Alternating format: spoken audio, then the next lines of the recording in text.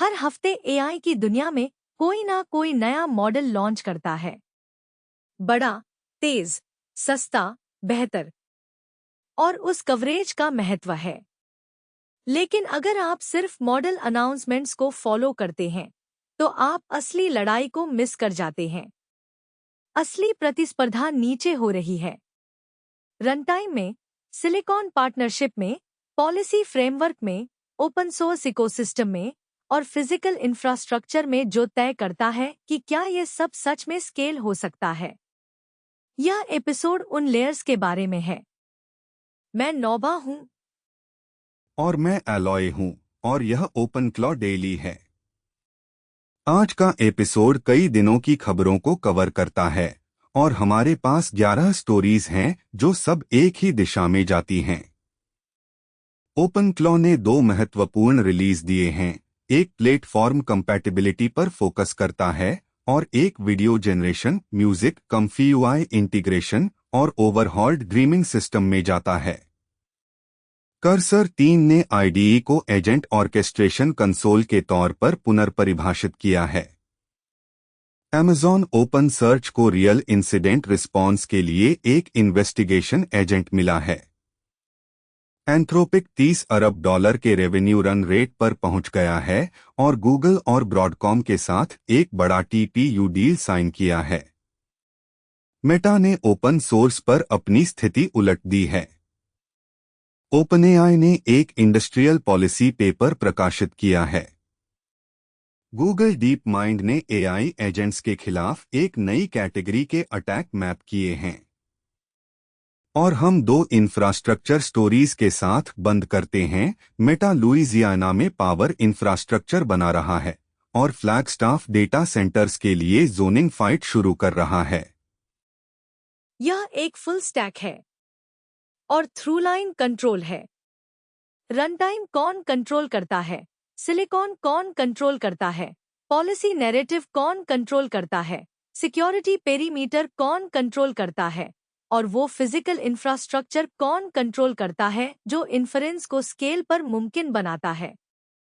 चलिए इसमें जाते हैं। स्टोरी 1 है ओपनक्लॉ V2026.3.24, जो 3 अप्रैल को रिलीज हुआ।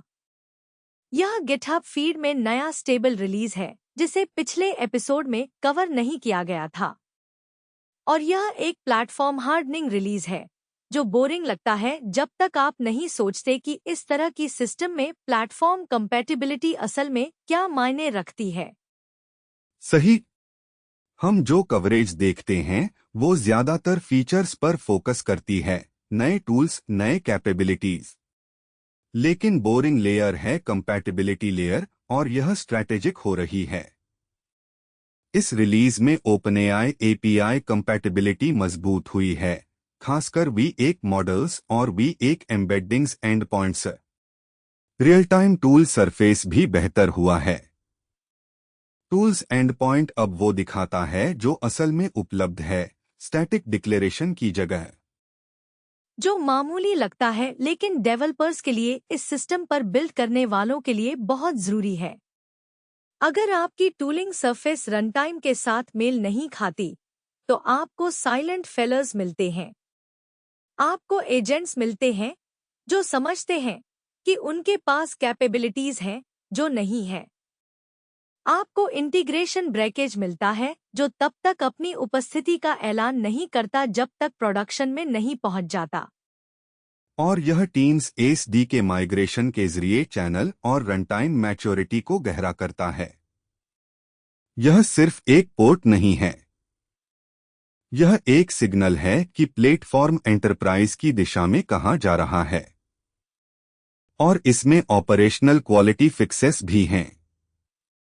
तो हेडलाइन रोमांचक नहीं है, लेकिन निहितार्थ यह है कि इंटीग्रेशन एर्गोनॉमिक्स अब इतने अच्छे हैं कि लैब्स और एंटरप्राइजेस इस पर असली वर्कलोड्स बना सकते हैं बिना प्लेटफॉर्म लेयर से लड़े। जो अपने आप में एक अलग तरह का कॉम्पिटिटिव एडवांटेज है।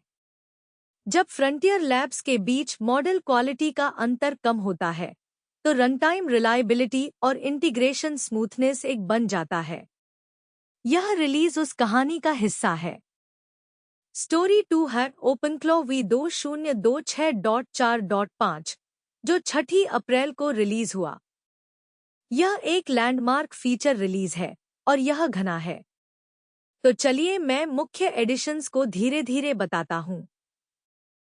Built in video underscore generate और music underscore generate tools native ship करते हैं। वीडियो के लिए बंडल्ड प्रोवाइडर्स हैं xAI Grok imagine video, Alibaba Wan और रनवे। म्यूजिक के लिए यह गूगल लेरिया और मिनी मैक्स है। यह एक असली मीडिया स्टैक है जिसके लिए बाहरी टूल कॉन्फ़िगरेशन की जरूरत नहीं है। यह महत्वपूर्ण है। पहले वीडियो या म्यूजिक जेनरेट करने के लिए बाहरी टूलिंग या अलग इंटीग्रेशन की जरूरत होती थी। अब यह कोर टूल सरफेस का हिस्सा है और प्रोवाइडर लिस्ट कोई टॉय सेट नहीं है। ये प्रोडक्शन ग्रेड मॉडल हैं। एक नया comfy UI workflow plugin local comfy UI और कम्फी क्लाउड को मीडिया स्टैक में लाता है। यह प्रॉम्प्ट इंजेक्शन और लाइव आउटपुट रिट्रीवल सपोर्ट करता है। तो इमेज जनरेशन पाइपलाइन प्रोग्रामेबल बन जाती है ऐसे तरीके से जो एक सिंगल प्रॉम्प्ट इंटरफेस से आगे जाता है। जो लोग कम्फी यूआई जानते हैं उनके लिए यह वर्कफ्लो नेटिव इंटीग्रेशन है। आप आउटपुट्स पाइप कर सकते हैं, नोड्स चेन कर सकते हैं, पाइपलाइंस बना सकते हैं। और जो लोग कम्फी यूआई नहीं जानते उनके लिए इसे इमेज जनरेशन के लिए एक विजुअल प्रोग्रामिंग एनवायरनमेंट समझें। ओपनक्लॉ के रनटाइम के अंदर इसे होना प्लेटफॉर्म से बाहर जाए बिना जो मुमकिन है उसका एक मतलबी विस्तार है। कंट्रोल यूआई को 12 भाषा लोकलाइजेशन मिला है। चीनी, पुर्तगाली, जर्मन, स्पेनिश, जापानी, कोरियाई, फ्रेंच, तुर्की, इंडोनेशियाई, पोलिश, यूक्रेनी। यह ग्लोबल फुटप्रिंट अपडेट है। Amazon Bedrock Mantle support auto discovery और IAM ऑथ के साथ आता है। तो अब आप ओपनक्लॉ को बेडरॉक मैंटल एंड पॉइंट्स पर पॉइंट कर सकते हैं और सिस्टम बिना मैन्युअल कॉन्फ़िगरेशन के डिस्कवर और ऑथेंटिकेट करता है। एक और एंटरप्राइज ग्रेड इंटीग्रेशन सुधार। ड्रीमिंग और मेमोरी सिस्टम को एक बड़ा ओवरहॉल मिला। यह सिंगल मोड एक्सपेरिमेंटल फीचर से 3 कोऑपरेटिव फेज में जाता है, लाइट, डीप और रैम, कॉन्फ़िगरेबल रिकॉल डिके के साथ और एक नया ड्रीम डायरी यूआई। यह वो सिस्टम है जो एजेंट को सेशंस में रिफ्लेक्ट और कंसोलिडेट करने देता है। ड्रीमिंग रिबिल्ड शायद इस रिलीज का सबसे आर्किटेक्चरली दिलचस्प टुकड़ा है। 3 कोऑपरेटिव फेज का मतलब है कि मेमोरी सिस्टम सेशन की जरूरत के हिसाब से अलग-अलग फिडेलिटी लेवल्स पर काम कर सकता है। कॉन्फ़िगरेबल रिकॉल डिके का मतलब है कि आप ट्यून कर सकते हैं कि सिस्टम कितना आक्रामक रूप से भूलता है बनाम याद रखता है। और ड्रीम डायरी यूआई आपको वो विजिबिलिटी देता है कि सिस्टम असल में क्या रिटेन कर रहा है। यह परसिस्टेंट एजेंटिक मेमोरी को फर्स्ट क्लास प्लेटफॉर्म फीचर के तौर पर वास्तविक कदम है। प्रॉम्प्ट कैशिंग को एक बड़ा रिबिल्ड मिला। सिस्टम अब नॉर्मलाइज्ड सिस्टम प्रॉम्प्ट फिंगरप्रिंट्स करता है, डेड्यूप्लिकेटेड इनबैंड टूल इन्वेंटरीज और कैश ब्रेक डायग्नोस्टिक्स। ये सब अंडर द हुड इंप्रूवमेंट्स हैं जो सेशंस में रिडंडेंट कंप्यूटेशन कम करते हैं। और क्लॉड CLI इंटीग्रेशन एक लूपबैक NCP ब्रिज के जरिए हार्डन्ड है। दर्जनों सिक्योरिटी फिक्सेस रिलीज को पूरा करते हैं। तो video, music, image workflows, internationalisation, cloud integration, memory और सिक्योरिटी के साथ यह सबसे फीचर डेंस रिलीज है जो हमने कुछ समय में देखी है। ओपनक्लॉ पर्सनल AI OS से आगे बढ़कर एक फुल मल्टीमीडिया एजेंट प्लेटफॉर्म बन रहा है। स्टोरी 3 है कर्सर 3। कर्सर टीम ने एक एजेंट्स विंडो पेश किया जो डेवलपर्स को local repositories, cloud environments, work trees और रिमोट SSH टारगेट्स में पैरेलल कई एजेंट्स चलाने देता है। प्रोडक्ट पोस्चर सिंगल मॉडल से एजेंट ऑर्केस्ट्रेशन कंसोल में बदल गया है। और यह एक मतलबी रिफ्रेम है। पेयर प्रोग्रामिंग एक ह्यूमन है एक एआई के साथ एक ही कॉन्टेक्स्ट में काम करते हुए। एजेंट ऑर्केस्ट्रेशन एक ह्यूमन है जो कई एजेंट्स को सुपरवाइज करता है जो अलग अलग एनवायरनमेंट्स में पैरेलल काम कर रहे हैं। ये अलग मेंटल मॉडल्स हैं और अलग वर्कफ्लोज हैं। डिजाइन मोड, फीडबैक लूप्स और मल्टीचैट टैब वर्कफ्लोज इस बदलाव के इंटरफेस लेयर हैं। सिंगल कन्वर्सेशन थ्रेड की जगह आपके पास कई एजेंट कॉन्टेक्स्ट हैं जो कंकरेंटली चल रहे हैं। हर एक शायद कोडबेस के अलग हिस्से को या अलग एनवायरनमेंट को हैंडल कर रहा है। अनुभवी डेवलपर्स के लिए यह उस तरीके से मैप करता है जिस तरह बड़ी इंजीनियरिंग टीमें पहले से काम करती हैं। आपके पास अलग अलग लोग हैं जो सिस्टम के अलग अलग हिस्सों के मालिक हैं। अब आपके पास अलग अलग एजेंट्स वही कर सकते हैं। डेवलपर एक सुपरवाइजर और इंटीग्रेटर बन जाता है प्राइमरी ऑथर की जगह। दिलचस्प सवाल यह है कि क्या यह पोस्ट कंट्रोल प्लेन की शुरुआत है। पारंपरिक आइड्स फाइल्स, बफर्स और बिल्ड सिस्टम के आसपास व्यवस्थित है। एक agent native IDE tasks, agents और आउटकम्स के आसपास व्यवस्थित है। ये अलग ऑर्गेनाइजेशनल सिद्धांत हैं और वे बहुत अलग इंटरफेस डिजाइन की ओर ले जाते हैं। आईडीई मार्केट 20 साल से उल्लेखनीय रूप से स्थिर रहा है। इमैक्स, विम, फिर विजुअल स्टूडियो कोड, फिर शायद जेट ब्रेन्स। हर ट्रांजिशन एक नए पैराडाइम से चली, ग्राफिकल इंटरफेस, फिर लैंग्वेज सर्वर, फिर एआई असिस्टेंस। कर्सर 3 तर्क दे रहा है कि अगला ट्रांजिशन एजेंट ऑर्केस्ट्रेशन है और जो आईडीई उस ट्रांजिशन को जीतेगा वह अगले दशक के लिए डेवलपर एक्सपीरियंस का मालिक होगा। चाहे कर्सर वो ट्रांजिशन जीते या कोई और, दिशा स्पष्ट लगती है। कोडिंग तेजी से एजेंट सुपरविजन बनती जा रही है। जो स्किल मायने रखती है वह जानना है कि कैसे डायरेक्ट करें, इवैल्यूएट करें और इंटीग्रेट करें, ना कि कैसे लाइन बाय लाइन ऑथर करें। स्टोरी फॉर है Amazon ओपन सर्च सर्विस में एजेंटिक ऑब्जर्वेबिलिटी फीचर्स का एडिशन। Amazon ने एक कॉन्टेक्स्ट वेयर असिस्टेंट, एक इन्वेस्टिगेशन एजेंट और मेमोरी पेश की जो सेशंस और पेजों के बीच कॉन्टेक्स्ट बनाए रखती है ओपन सर्च यूआई के अंदर। स्टैंड आउट टुकड़ा इन्वेस्टिगेशन एजेंट है।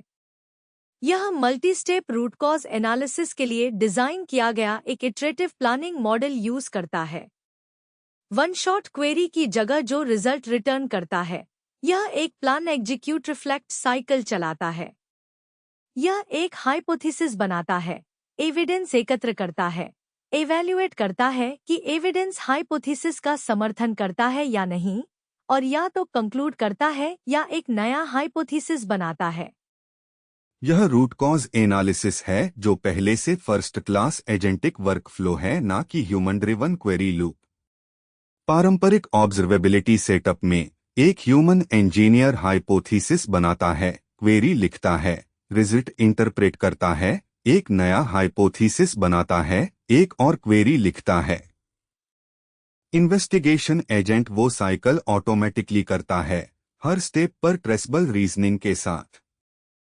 सेशंस और पेजों के बीच पर्सिस्टेंट मेमोरी का मतलब है कि एजेंट कॉन्टेक्स्ट बनाए रख सकता है जब आप ऑब्जर्वेबिलिटी सरफेस के अलग अलग हिस्सों में नेविगेट करते हैं। हर बार जब आप टैब स्विच करते हैं या किसी पेज पर वापस आते हैं, तो इंसिडेंट फिर से समझाने की जरूरत नहीं है। SRE टीम्स के लिए यह एक मतलबी बदलाव है। इंसिडेंट रिस्पॉन्स के लिए स्किल स्टैक हमेशा से आंशिक रूप से तकनीकी ज्ञान, आंशिक रूप से इंस्टीट्यूशनल ज्ञान की सिस्टम्स कैसे इंटरैक्ट करती हैं, और आंशिक रूप से पास्ट इंसिडेंट्स से पैटर्न रिकॉग्निशन रहा है।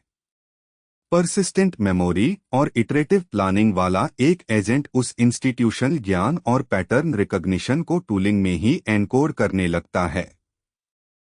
अकाउंटेबिलिटी का सवाल भी दिलचस्प है। जब एक ह्यूमन रूट कॉज एनालिसिस करता है तो वह अपनी रीजनिंग बता सकता है। मैंने यह मेट्रिक देखा, यहाँ स्पाइक हुआ, वह मुझे इस सर्विस की ओर ले गया, मैंने यह लॉग चेक किया, इत्यादि। ट्रेसबल रीजनिंग वाला इन्वेस्टिगेशन एजेंट वही कर सकता है, जिसका मतलब है कि रीजनिंग ऑडिटेबल है। यह इंसिडेंट रिस्पॉन्स की ओर कदम है जो सिर्फ तेज नहीं है बल्कि ज्यादा लगातार डॉक्यूमेंटेड है। गहरी बात यह है कि ऑपरेशनल टूलिंग एजेंटनेटिव बन रही है, असिस्टेड नहीं उस अर्थ में कि ऑटो कंप्लीट या सजेशन। ऑटोनॉमस इन्वेस्टिगेशन लूप्स जो हर स्टेप के लिए ह्यूमन के बिना चलते हैं। यह टूलिंग की एक अलग कैटेगरी है और ओपन सर्च एजेंटनेटिव इसे शिप करने वाला पहला बड़ा एंटरप्राइज ऑब्जर्वेबिलिटी प्लेटफॉर्म है।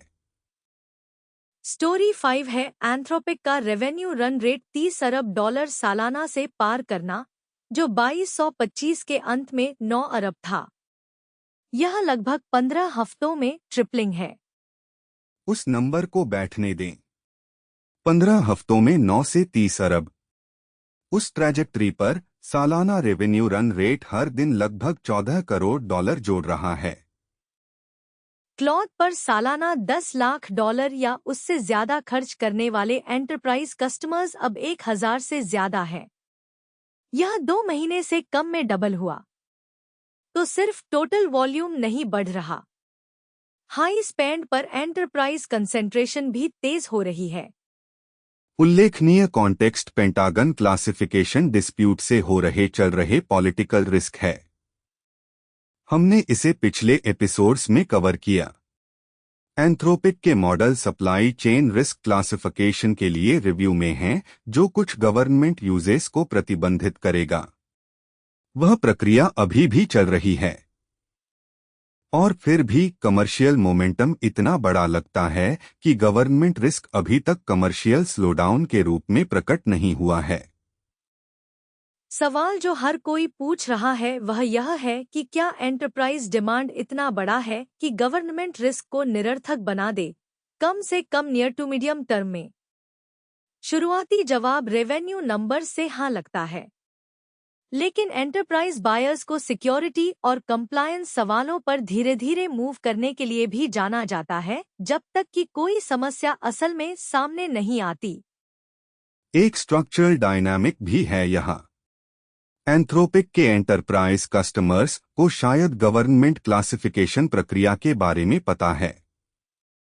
उनमें से कई शायद यह निष्कर्ष निकाल रहे हैं कि मौजूदा कैपेबिलिटी और इंटीग्रेशन वैल्यू उस रिस्क को स्वीकार करने को जस्टिफाई करती है, या वे यह निष्कर्ष निकाल रहे हैं कि रिस्क उनके यूज केस को प्रभावित करने तरीके से सामने नहीं आएगी। किसी भी तरह कमर्शियल मोमेंटम पॉलिटिकल अनसर्टेनिटी से आगे चल रहा है। दूसरी उल्लेखनीय एंथ्रोपिक स्टोरी इस हफ्ते गूगल और ब्रॉडकॉम पार्टनरशिप है। एंथ्रोपिक ने अगली पीढ़ी के टीपीयू कंप्यूट तक लगभग 3.5 गीगावाट एक्सेस के लिए एक विस्तारित डील साइन की है, जो 2227 से ऑनलाइन होना शुरू होगा। यह एक छोटे शहर को चलाने के लिए काफी बिजली है। 3.5 गीगावाट टाइपो नहीं है।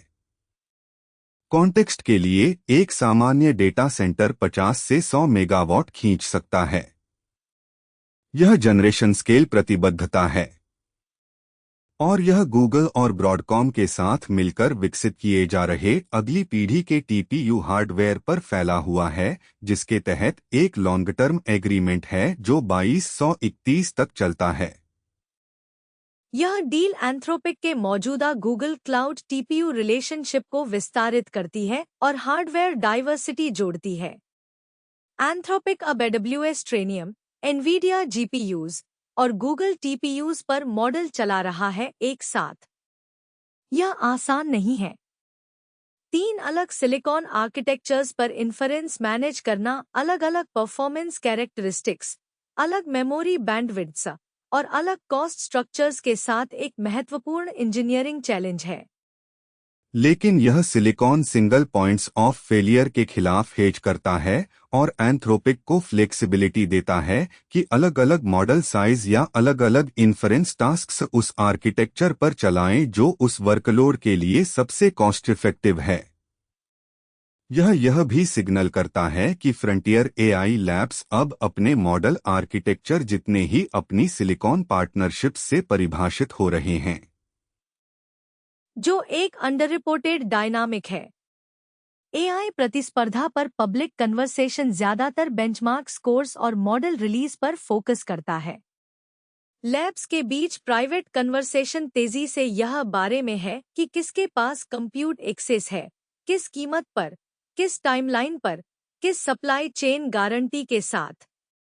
यही असली कंस्ट्रेंट है कई मामलों में, और यह डील एंथ्रोपिक की सिलिकॉन पोजिशनिंग को स्पष्ट दृश्य में रखती है। स्टोरी 7 है मेटा का कोर्स उलटना। एक्सियोस की रिपोर्टिंग के अनुसार मेटा अब अपने अगली पीढ़ी के मॉडल के ओपन सोर्स वर्जन रिलीज करने की योजना बना रहा है, जिनका कोडनेम एवोकाडो है एलएलएम के लिए और मैंगो मल्टीमीडिया मॉडल के लिए। यह तब के बाद है जब दिसंबर 2225 में बंद सोर्स डिस्ट्रीब्यूशन की ओर पिवट करने की रिपोर्ट आई थी। ओपन सोर्स वर्जन आखिर में शिप होंगे, लेकिन रिपोर्ट के अनुसार प्रॉप्राइटरी एडिशन की सभी फीचर्स शामिल नहीं होंगी। स्केल्ड डाउन पैरामीटर काउंट्स या छोड़े गए पोस्ट ट्रेनिंग स्टेप्स संभावित गैप्स हैं। AI safety concern capability differences के लिए उद्धृत हैं। तो कौन सा है? क्या यह ओपन सोर्स के लिए वास्तविक प्रतिबद्धता है, या क्या ओपनवेट्स इकोसिस्टम से प्रतिस्पर्धात्मक दबाव पिवट को मजबूर कर रहा है? शायद दोनों ईमानदारी से। मेटा का मूल बंद सोर्स पिवट बिजनेस कैलकुलस के रूप में समझ में आता था।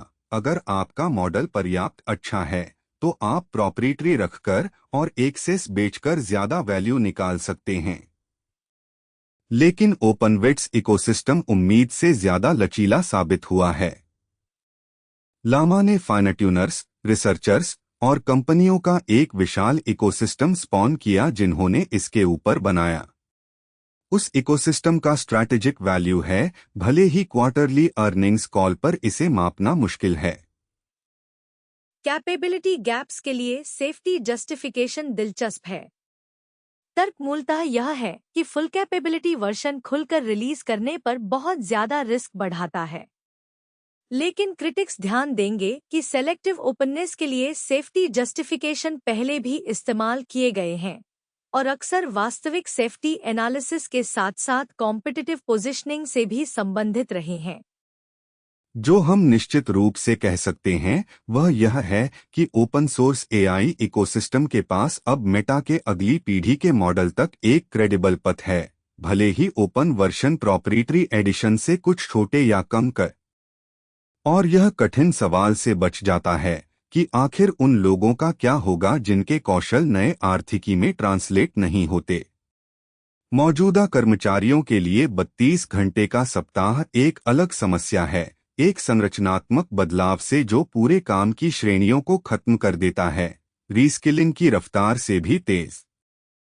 जो हमारे उद्देश्यों के लिए मायने रखता है वह यह है कि ओपनएआई यहाँ एक मॉडल कंपनी से ज्यादा लंबा खेल खेल रहा है। वे पॉलिसी नैरेटिव में निवेश कर रहे हैं। वे एआई गवर्नेंस पर डिबेट के बारे में बहस के शब्दों को शेप करने की कोशिश कर रहे हैं, उससे पहले कि वह डिबेट एक रेगुलेटरी क्राइसिस बन जाए। यह एक सोफिस्टिकेटेड स्ट्रैटेजिक मूव है और यह देखना दिलचस्प होगा कि अन्य लैब्स इसका अनुसरण करते हैं या नहीं। कहानी 9 इस एपिसोड की सोबरिंग रियलिटी चेक है। गूगल डीपमाइंड के रिसर्चर्स ने एक फ्रेमवर्क प्रकाशित किया है जो एआई एजेंट ट्रैप्स की 6 श्रेणियों की पहचान करता है। ये अटैक्स हैं जो मलिशियस वेब कंटेंट के माध्यम से ऑटोनॉमस एजेंट्स को मैनिपुलेट करते हैं, और सक्सेस रेट्स चौंकाने वाले हैं। प्रॉम्प्ट इंजेक्शन ने टेस्टेड सिनारियोज के 86% में सफलता पाई। सब एजेंट हाईजैकिंग ने कॉन्फ़िगरेशन के आधार पर 58 से 92% तक सफलता पाई। डेटा एक्सफिल्ट्रेशन ने 80% में सफलता पाई। ये एज केस वल्नरेबिलिटीज नहीं हैं। ये high frequency, high success rate attack paths हैं। मुख्य इंसाइट यह है कि एजेंट्स वेब कंटेंट को प्रोग्रामेटिकली इंटरप्रेट करते हैं, विजुअली नहीं। एक ह्यूमन जो वेब पेज देखता है वह रेंडर्ड टेक्स्ट, इमेजेस और लेआउट देखता है। एक एजेंट HTML, CSS, जावास्क्रिप्ट और मेटाडेटा देखता है। इंस्ट्रक्शंस ऐसे तरीकों से एम्बेड किए जा सकते हैं जो ह्यूमन आइज के लिए पूरी तरह अदृश्य हैं, लेकिन एजेंट्स द्वारा पूरी तरह प्रोसेस्ड। इसे ऑटोनॉमस व्हीकल्स के लिए टेम्पर्ड रोड साइंस की तरह समझो। एक ह्यूमन स्टॉप साइन देखता है।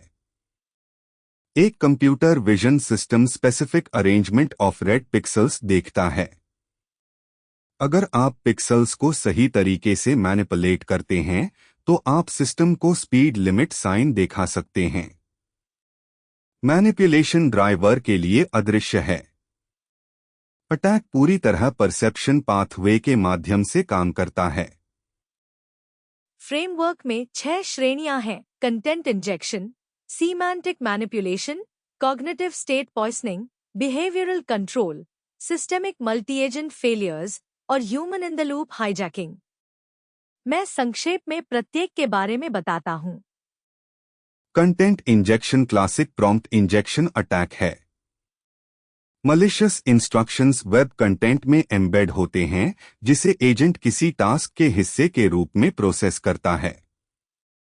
एजेंट इंजेक्टेड इंस्ट्रक्शंस का पालन करता है जैसे वे ओरिजिनल टास्क प्रॉम्प्ट का हिस्सा हों। सीमेंटिक मैनिपुलेशन उस गैप का शोषण करता है जो ह्यूमंस के कंटेंट को पास करने और लैंग्वेज मॉडल्स के पास करने के बीच है।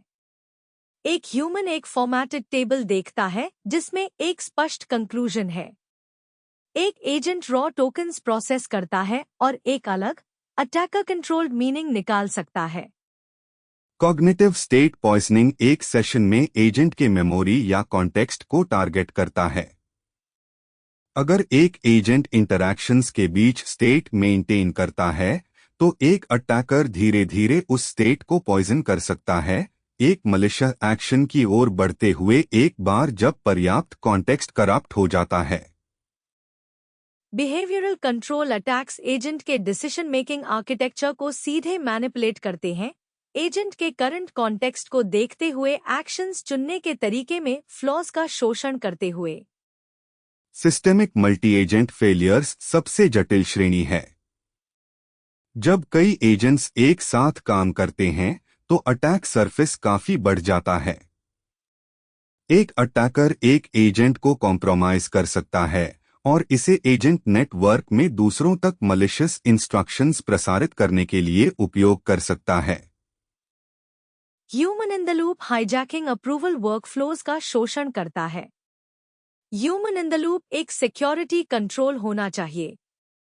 अटैक उस इंफॉर्मेशन को मैनिपुलेट करता है जो ह्यूमन को प्रेजेंटेड की जाती है ताकि ह्यूमन एक मलिशियस एक्शन अप्रूव कर ले बिना यह रियलाइज किए। यह अंतिम श्रेणी विशेष रूप से चिंताजनक है क्योंकि इसका मतलब है कि ह्यूमन ओवरसाइट जिस पर कई ऑर्गेनाइजेशंस अपने प्राथमिक सिक्योरिटी कंट्रोल के रूप में भरोसा करते हैं, उसे भी मैनिपुलेट किया जा सकता है। ह्यूमन एजेंट के रॉ कॉन्टेक्स्ट को नहीं देख रहा जिसमें वह ऑपरेट कर रहा है। वे एक क्यूरेटेड समरी देख रहे हैं और वह समरी अटैकर कंट्रोल्ड हो सकता है। 86% injection success rate headline number है, लेकिन 58 से 92% तक sub agent hijacking range deployed multi agent systems के लिए नजरअंदाज नहीं की जा सकती। जैसे जैसे एजेंट फ्रेमवर्क्स प्रोलिफरेट होते हैं और अधिक एजेंट्स कोऑर्डिनेटेड नेटवर्क्स में ऑपरेट करते हैं, attack surface GEOMETRICLLY linearly expand होता है। Autonomous vehicle road sign manipulation से तुलना एक और कारण से उपयुक्त है। उस अटैक क्लास के लिए standard response adversarial training, sensor redundancy और आर्किटेक्चरल चेंजेस का कॉम्बिनेशन था जो सिंगल पॉइंट परसेप्शन फेलियर्स को कम कैटास्ट्रोफिक बनाते हैं। AI एजेंट्स के लिए भी उत्तर की वही श्रेणियां चाहिए होंगी इंजेक्शन पैटर्न्स पर एडवर्सेरियल ट्रेनिंग, एजेंट्स के बीच आर्किटेक्चरल आइसोलेशन और ओवरसाइट मैकेनिज्म्स जो नेचुरल लैंग्वेज समरी से ज्यादा मैनिपुलेट करना कठिन हो। आज एजेंट्स डिप्लॉय करने वाले बिल्डर्स के लिए तत्काल टेक अवे यह है कि अनटेस्टेड वेब कंटेंट किसी एजेंटिक सिस्टम के लिए सेफ इनपुट नहीं है।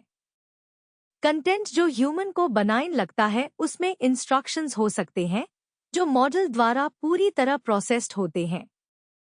सैनिटाइजेशन और इनपुट प्रोसेसिंग और एजेंट एक्शन के बीच आइसोलेशन पैरानॉइड ओवरकिल नहीं है। अब वे स्टैंडर्ड प्रैक्टिस है किसी भी सिस्टम के लिए जो एक्सटर्नल कंटेंट को स्केल पर प्रोसेस करता है। कहानी 10 मेटा और एंटरजी है। यह एक ग्राउंड ट्रूथ इंफ्रास्ट्रक्चर स्टोरी है कि एआई बिल्ड आउट वास्तव में कहाँ हो रही है। मेटा के एआई कैंपस बिल्ड आउट से जुड़ा एक नया लुइजियाना प्लान मेजर जनरेशन और transmission expansion, additional gas plants और लॉन्ग हॉल ग्रिड इन्वेस्टमेंट्स की रूपरेखा देता है। द लेंस न्यू ओरलीन्स से रिपोर्टिंग एक specific utility scale expansion path बताती है। मेटा का लुइजियाना में डेटा सेंटर फुटप्रिंट इतना बड़ा है कि यह अब रीजनल यूटिलिटी प्लानिंग को ड्राइव कर रहा है। एक्सपांशन में जनरेशन कैपेसिटी कमिटमेंट्स शामिल हैं जो ग्रिड के लिए इकोनॉमिक सेंस नहीं बनाते बिना मेटा के लोड के। यह एब्स्ट्रैक्ट एआई एनर्जी डिमांड नहीं है। यह स्टेट स्केल पर एक्सप्लिसिट प्रोजेक्ट फाइनेंस और ग्रिड प्लानिंग है। गैस प्लांट एडिशंस विशेष रूप से नोटेबल हैं क्योंकि वे स्टेबल पावर जनरेशन पर लॉन्ग टर्म बेट का प्रतिनिधित्व करते हैं, एक डेटा सेंटर लोड के लिए जो दशकों तक एग्जिस्ट होगा। यहाँ पॉलिटिकल इकोनॉमी दिलचस्प है। एआई कंपनीज स्वयं को क्लीन एनर्जी चैंपियंस के रूप में पोजीशन कर रहे हैं, सोलर और वाइंड प्रोक्योरमेंट कमिटमेंट्स अनाउंस करते हुए, और उसका कुछ हिस्सा जेन्युइन है। लेकिन जब लोड पर्याप्त बड़ा होता है और टाइमलाइन पर्याप्त लंबी होती है, इंटरमिटेंट रिन्यूएबल जनरेशन अकेला गैप नहीं भर सकता। गैस मिक्स का हिस्सा बन जाता है जो एआई कंपनीज को क्लाइमेट कमिटमेंट्स पर एक कॉम्प्लिकेटेड पोजीशन में डाल देता है। एनर्जी एक्सपेंशन प्लान में ट्रांसमिशन इन्वेस्टमेंट्स भी शामिल हैं, जिन्हें परमिट और बिल्ड करना नोटोरियसली डिफिकल्ट है। ट्रांसमिशन लाइंस को साइट, अप्रूव और कंस्ट्रक्ट करने में सालों लगते हैं। वे कई जुरिस्डिक्शंस को क्रॉस करते हैं और लोकल ऑपोजिशन का सामना करते हैं। इसलिए ट्रांसमिशन कमिटमेंट्स टाइमलाइन रिस्क के संदर्भ में जनरेशन कमिटमेंट्स से आर्ग्यूएबली अधिक सिग्निफिकेंट हैं। मेटा के लिए स्पेसिफिकली यह इंफ्रास्ट्रक्चर एज कम्पिटिटिव मोट है। किसी स्पेसिफिक डेटा सेंटर साइट से जुड़ी यूटिलिटी स्केल पावर कमिटमेंट एक कॉम्पिटिटर द्वारा आसानी से रिप्लिकेबल नहीं है जो उसी रीजन में 2 या 3 साल बाद बिल्ड करने की कोशिश करता है।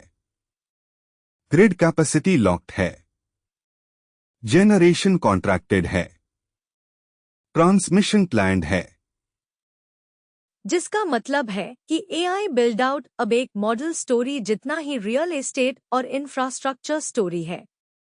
लैब्स जो स्केल पर पावर, लैंड और ग्रिड एक्सेस सिक्योर कर सकते हैं, उनके पास स्ट्रक्चरल एडवांटेज होगा जो मॉडल इंप्रूवमेंट्स अकेले नहीं भर सकते।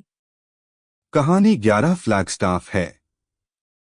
फ्लैगस्टाफ शहर ने डेटा सेंटर्स के लिए जोनिंग रूल्स संशोधित करने की पब्लिक प्रोसेस जारी रखने की घोषणा की, एक्सप्लिसिटली वाटर, पावर डिमांड और कम्युनिटी इम्पैक्ट्स का हवाला देते हुए।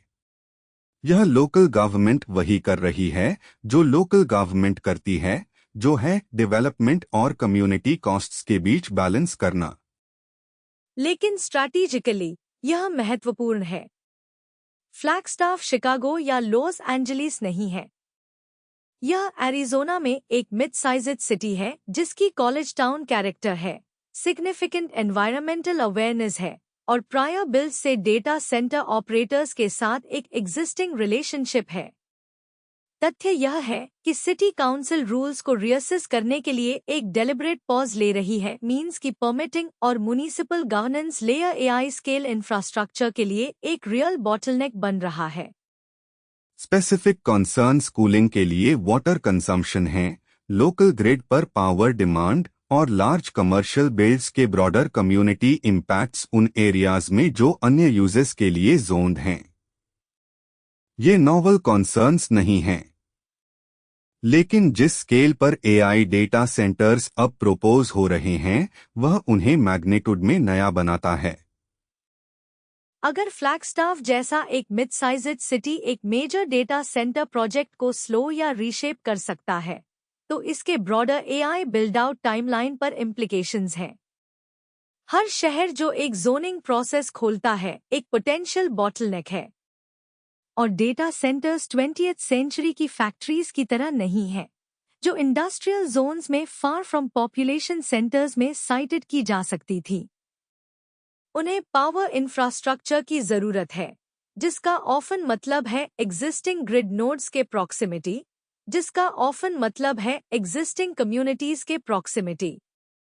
गहरा पॉइंट यह है कि एआई डिप्लॉयमेंट स्पीड अब मॉडल लैब्स जितना सिटी काउंसिल्स पर निर्भर करती है। एक फ्रंटियर लैब एक मॉडल फ्राइडे को शिप कर सकती है। जिस डेटा सेंटर को स्केल पर इन्फ्रेंस रन करनी है उसे अभी भी साइट, परमिट, बिल्ड और ग्रिड से कनेक्ट करना है। वे फिजिकल वर्ल्ड प्रोसेसेस सॉफ्टवेयर की सेम टाइमलाइन पर कॉम्प्रेस नहीं होते।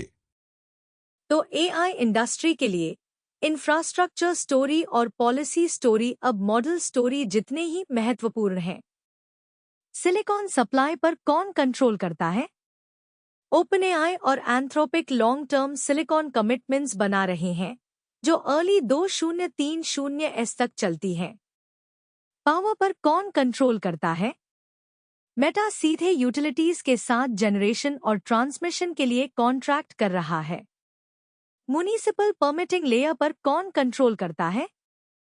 फ्लैगस्टाफ लोकल गवर्नेंस का एक छोटा लेकिन रियल उदाहरण है जो एआई स्केल पर एक कंस्ट्रेंट के रूप में स्वयं को असर्ट कर रहा है।